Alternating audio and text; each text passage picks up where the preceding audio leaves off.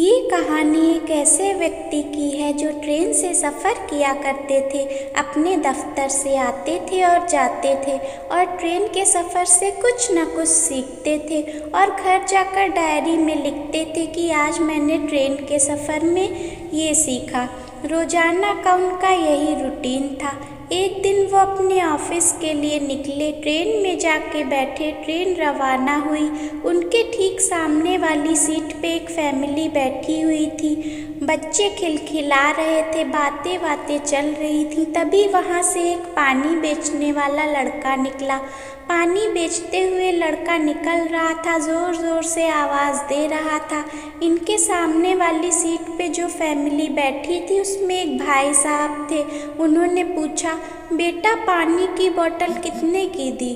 तो उस लड़के ने बताया, भैया 20 रुपए की बोतल है। तो इन्होंने बोला, ये 15 की बोतल दो, 20 में क्यों बेच रहे हो? 15 में देना हो तो बताओ। तो वो जो लड़का पानी बेच रहा था वो सिर्फ मुस्कुराया, कुछ नहीं बोला, चुपचाप आगे बढ़ गया। ये जो भाई साहब सामने की सीट पे बैठे हुए थे, जो कि रोज़ाना लिखते थे कि आज क्या सीखा, इनको लगा, अंदर से जिज्ञासा हुई, भाई आज कुछ अच्छा सीखने को मिल सकता है।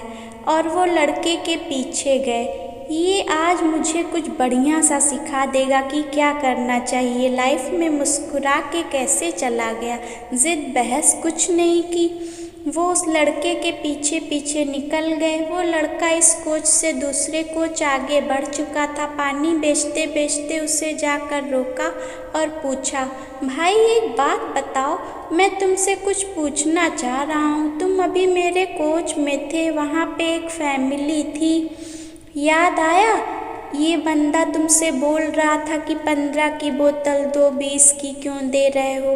तुमने कुछ नहीं बोला, उसे तुम चुपचाप आगे बढ़ गए। मतलब ऐसा क्यों? तुम्हें गुस्सा नहीं आया कि कहाँ 2-5 रुपए के लिए एक गरीब आदमी से जिद कर रहा है? तो फिर उस लड़के ने कहा, जो भाई साहब बैठे हुए थे उनको पानी पीना ही नहीं था, उनको प्यास ही नहीं लगी थी।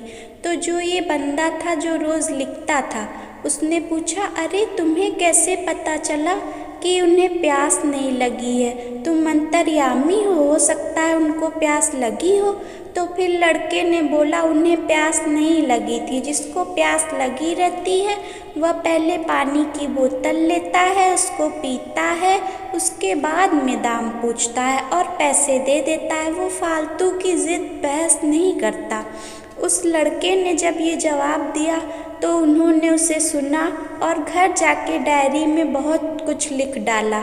ज़िंदगी में अगर हमने लक्ष्य बना लिया है, अगर हमारे माइंड में बात फिक्स है, तो हम फालतू के वाद विवाद में नहीं पड़ेंगे।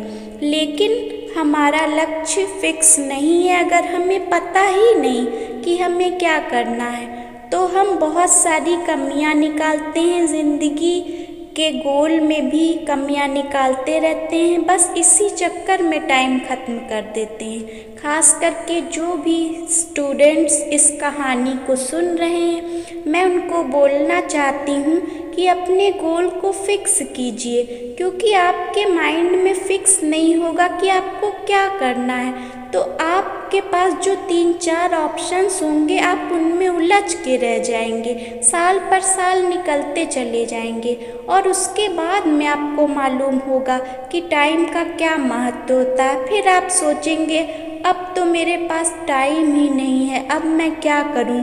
लाइफ में अपने गोल को हमेशा फिक्स रखिए, तो फिर वाद विवाद में पड़ने वाली बात ही नहीं आएगी।